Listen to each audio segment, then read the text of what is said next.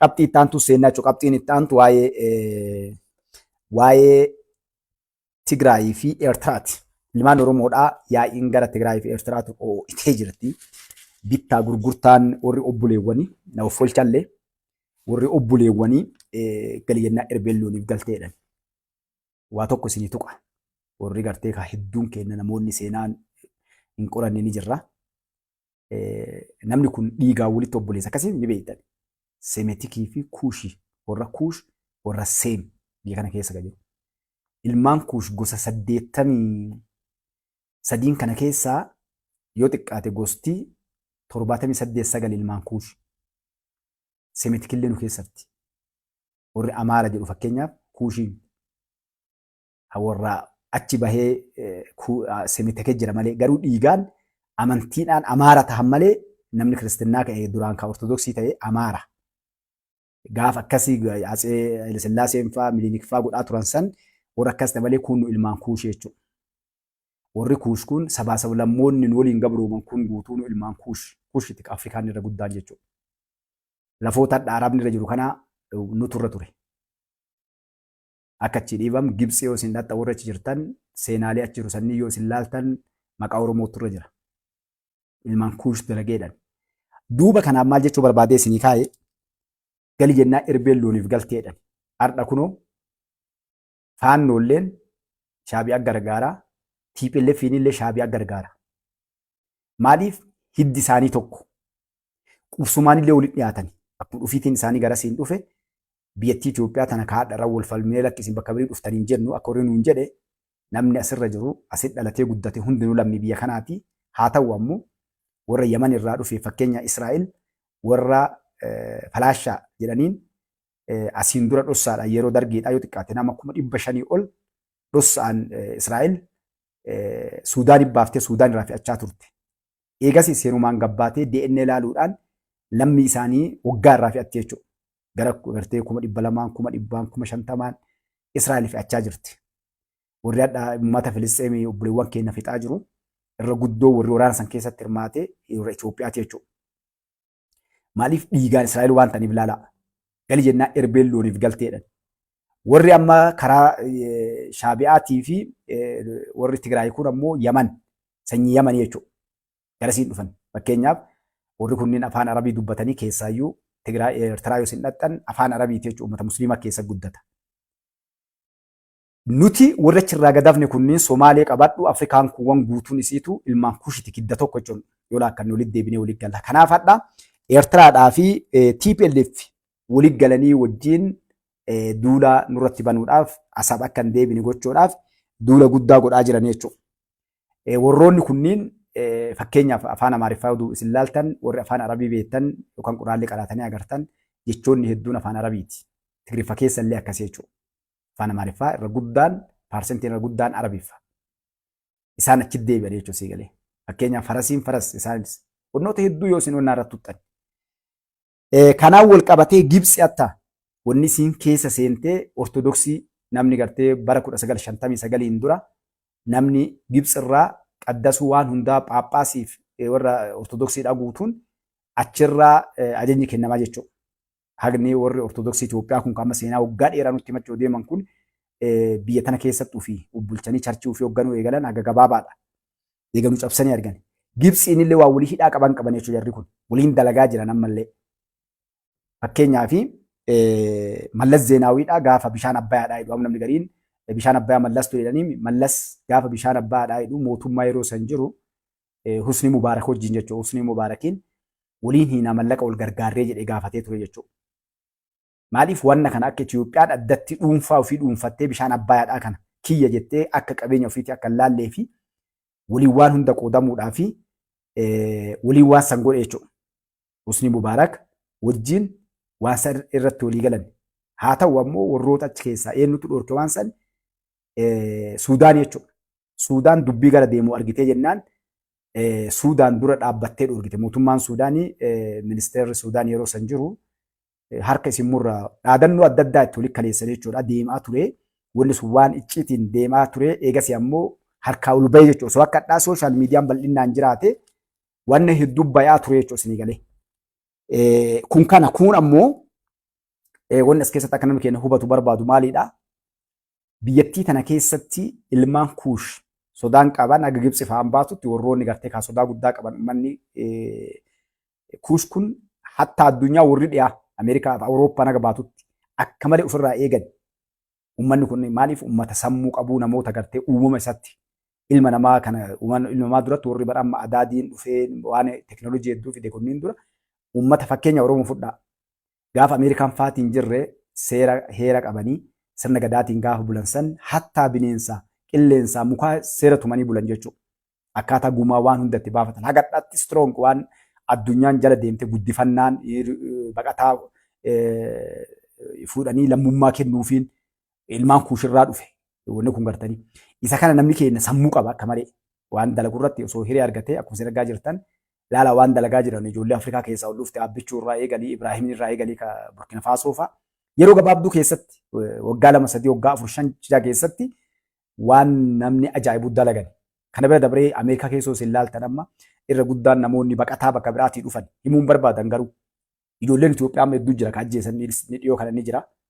Warroonni gartee fakkeenyaaf ijoolleen seenaa keessatti saayintistiin umrii xiqqaadha ijoollee nama Itoophiyaati lammii Ameerikaa ta'e. Saayintistiin addunyaa keessatti umriidhaan xiqqaa isi jalqabaa mucaan suni yoo sarchi gootan amma ni argattanii saamunaa gogaa naqarsa gogaa kana dhagattaa booyyanii gara keenya kanatti wanna godhu argate hedduu jira ijoolleen hedduun gartee akka waliin baanii godhan malee hedduun isaanii ni jiran. Kanaaf wanni kun wanni isin tuqeen maali nuti uummata akkasiiti. Wanni gali jennaa erbeellooniif galtee irraa kaasee dhiibbaaleen hedduun ni jira hadhallee. Nu qofa keessatti miti na uffolchallee isin dheeradhe maaliin waa baruu qabdaniif. Soomaaliin mana jirtu tuni warra Isaaq jedhan warri Zihaad Baarree kun Yaman irraa dhufe janiiti wanni hedduun deemaa ture isinitti tuquuf seenaa. Biyyoonni Afrikaa keessaa warri gara biraatii dhufan fakkeenyaa fi Suudaan keessatti warra Arabatu jira. Warri Araba janii beektan Suudaan keessa jirtaniif seenaa Suudaanii barattan. Wanni kunniin dhiibbaalee hedduu Afrikaa kana keessatti dhufe jechuudha. Loloota walirraa hin cinne akka tokko taatee tasgabbooftee biyyi tun hin jiraanne kan ittiin fayyadaman lammii biraa kaalaa dhufe fidanii biyya takka keessatti warra sana akka gara taayitatti dhufan gotti dhufu. Warra san jabeessuudhaan gosa wayii keessa galchanii akkasitti waggaa ganaa uummata Afrikaa kana cabsanii akka inni waliin galle waliin dhageenye godhan jechuudha. Araboota illee akkas godhan. Nu qofaa miti bara. Araboota illee warra sanyii warra dhiyaa Awurooppaadhaa fidan. Yoo isin qorattan warra akka amma Suudi Arabiyaa nugusaan deemu kana yoo ta'e dubartiin jaraa ammoo bakka biraatti itti fidan jarallee jechuudha. Husni Mubaarak fa'aa kan Ijipti bulchaa ture namoonni kaan dhiifama kana seenaa san jalatti hin qoranne sanyii Yahudaatii jedhan. Warroonni gartee Ijipti bulchuu qabu. Qoratanii akkasitti godhan malee hin eeyyaman. Dheengadda Rabbi jalataa sanaa qabu Dooktarii Maammad Wannaadhaa kan ajjeesan kan gartee namtichi mujriimni kun ajjeese lammii Gibxi yookaan ammoo qulqulluu sanyii biraa tuqaa qabaachuu dhabuu innaan dafanii ajjeesan jechuudha. Hatta ilmaan isaa maatii isaa guutuu.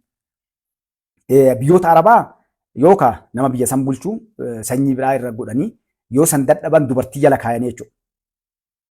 Wanni kun sisteema addunyaan tun akkaataa ittiin si koloneeffattuu fi biyya keessa turtu. Kanaaf nu keessallee wanni jiru kan isin dhaqeen maali akka wanni isin hubachuu qabdan. Uummanni keenya hubachuu qabu. Itoophiyaa keessatti namni dhiigaan ilmaan kuush ta'e akka gara taayitaan dhufneef yeroo dheeraa dhoorkan jechuudha. Yoo dhufe hoo nama gara fedhan ergachuu danda'an. Miliinik eega dhufeen duuba akka malee tiksaa jiran waan kana. Miliik ta'anii gaafa Lijiyyaasuun dhufe dafanii kuchisan Lijiyyaasu jechuudha.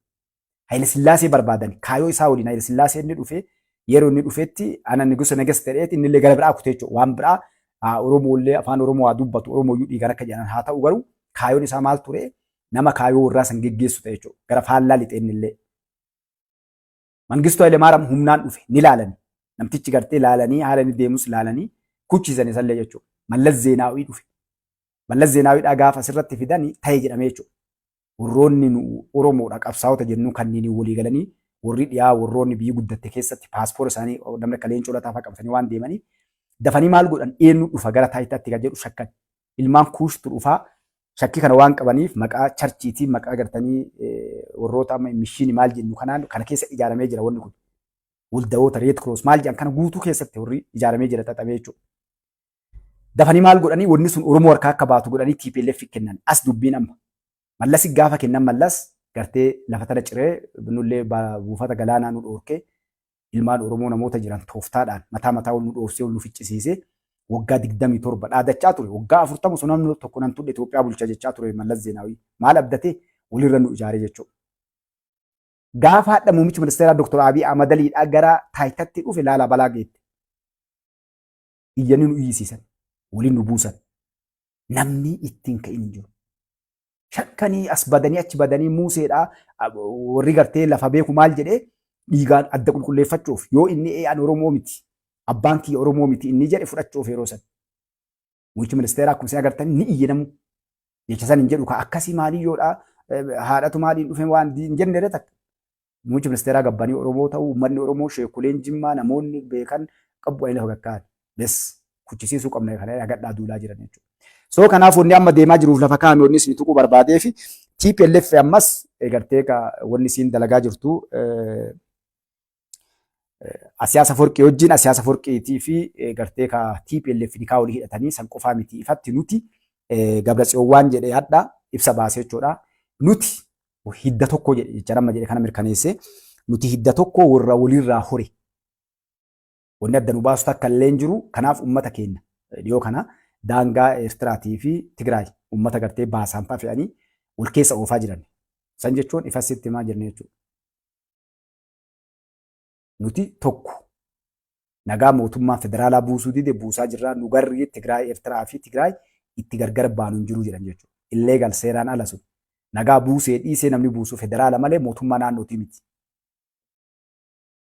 Mootummaan Itoophiyaa Oromiyaadhaa Somaaliyaa yookaan Keeniyaadhaan ollaa waan ta'eef ol ka'eetiin mootummaa Keeniyaatiin waliigallee akkas goone yookaan daangaa walii bananne yoo jedhe hin danda'u jechuudha. Federaala hojii federaalaa daangaan ka biyyaati malee ka mootummaa naannoo ka federaalaati malee ka mootummaa naannootii miti jechuudha. Garuu isaan ifatti nutti himaa jira nama. Rakkoolee jiru kalee isinii tundhee jira lola walitti banuu ammas lolli deemaa jira. Gartee wanni hedduun isaan keessatti dalagamaa jira. Kana bira dabranii ifattuu baanii nuti uummata tokko uummata wal keessa xaxamnee walirraa horree jirru garri itti gargar baanii hin jirru. Kanaaf gartee nagaa jidduu keenyatti buusuu fi wal keessa deemaa jirra. Kana irratti nagaa buusuu irratti dalagaa jirra jettee Gabratsiyoonni ifatti ibsa baasee jechuudha. Wanni hedduun siyaa galuu lammiitiyya saba koo. Gali jennaan erbeen looniif galteedha. Yeroo jawwee faasii gad harkifnee gara sarkifnu lafaa kaaneetii miti. Yeroo jawween lafaa ka'eetii miti yeroo inni dheengadda obboleessa kan kee Dr. Abiy Ahmad Ali ennaan lakkii jedhe jechuudha. An kanatti aan obboleessi kiyya Lidatu Ayyaalootii jedhe. Waliin galaa jiran. Kuni waan lafa kaa'amee dubbii arganii Oromoo araa kiiloo baasuu hin dandeenyu arganii Oromoon lafa qabatte ammaachi buqqisuu hin dandeenyu arganii jiran. Ofitti simanii jiran. Kana Oromoon hubachuu qabdan akka gaariitti. Maaliif wanni addunyaan tun dalagaa turte ilmaan kuush gosa gurdaa akka nu'u. Afrikaa keessatti gosa gurdoo tan akkasiin gara hangoon dhufne dhorkan. Heeraaf seerri addunyaan baafatte garuu heerri maal jedhaa? Uummanni guddaan biyya bulchaa mirga uummata xiqqaa eegaadhaan saba xiqqaadha. Garuu ammoo uummanni guddaan Afrikaa keessatti gara taayitaan dhufne eegan. Maaliif takka yoo achi seen hin bahu jechuudha. Amma gariin namaa asii ka'ee Jawaar Faatii maal jettee nu sodaachisti? Uummata Oromooti diina horaniitti. Oromoo iyyartuudhaa fuutee boru hangoon Afrikanitti. Heerri duun kennuuf yoo Oromoon dayyuusummaa dhiiftee dhiitte malee. Heerri addunyaallee kabiyyaallee karabbiillee namarra jabaa irra bal'aa nama waa godhuu danda'u heddumminnaanis qabeenyaanis yeroo cufaatti gaafatamu kan godhatu isaa jechuudha. Kanaaf Oromoon ammaachi namni Oromoo araa kiiloo baasu hin jiru fedhii ofiitiin nama bakka muummicha ministeeraa kaa'uu dandeetti. Hogganoota irratti waa ramaduu dandeetti. Garuu biyyattii keessatti hangoo olaanaa bakkoota irra guddaa ka qabatu maajooritii ammaachi uummata Oromoo saba guddaa ka.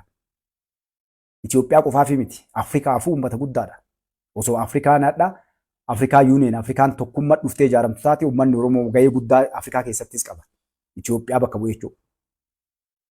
Kanaaf maal jechuu isiniin barbaade wanni gariin gartee dagamnee akkamneetti mataa qaqqabannee luuxu osoo hin taane dhugaa jirtu tana ol baafnee dubbannee deemuu qabna. Kanaaf warri walii galee gartee karaa sanii lafa kaa'e isinitti hin dheeradhu. Kanaan wal qabatee wanni gartee karaa faannoolitiinis walumatti isiniidha. Waan wal jala jirtuuf faannoolleen zammana kaaseen warri waraanni isaanii namni 3,155 harka kennachuu amanee jechuudha. Zammana kaaseen namni waraanni isaanii 3,155 shawaa yookaan ammoo tuulama keessatti harka kennachuu amanee isa kana irratti gaafii deebisan nuti gara Inxooxxoo gaafa Inxooxxoon baane illee 4 kiiloo jechuudha. Inxooxxoon baane illee gantuun ganuu hin dhiiftu jedhee jechuudha. Gaafii gaafatamnaan namni 3,155 harka inni ta'e federaalli raayyaa ittisa biyyaa waan kanneen baasee ololli kun deemaa jira akkamii jedhamee gaafatanii jennaan gantuun addaa miti gaafa nu hin xooxxoon baanillee ni jirti kun wama kaleessa jiru sobanii nu diiganii nu keessa seenanii wanni kun dalagamee kan jedhu amane jechuudha. Kun wama jiru wama ta'u. Maaliif kan isin tuqe? Faannoon akka gaariitti dhukkooftee diigamtee facaatee dhabamtee jirti jechuudha. Haa ta'u hambama hafte san TPLF fi Shaabiyaa fi Jawween faatillee bakki itti galan kaa xiqqoollee taatu namni qawwee harkaa qabu jiru jala jedhaniiti. Wanni lidatu na'aana jedhee Jawween asirraa ka'ee gartee warra galee fi namni qawwee harkaa qabu hadha jiru yookaan inni shakkinni kalkaleessaa TPLF dhufaaf eegaa ture. TPLF mammagaalaan ayyaa akkasiin goote gartanii adda jeneraalonni bakka 4-5-7 baatee waan laakufti bakka hin qabdu wal fixu jirti jechuudha. Mataa ofiitii kun kaan jedha. Anammoo soosini kaleesse waan jeneraalonni TPLF Tigraay irra jiran yoo ansi odeesse siyaasaa kijibaa Itoophiyaa keessatti waggaa ganaa uummata taphachaa jiraachuu agartaa jechuudha. Hunduu waan daddaase.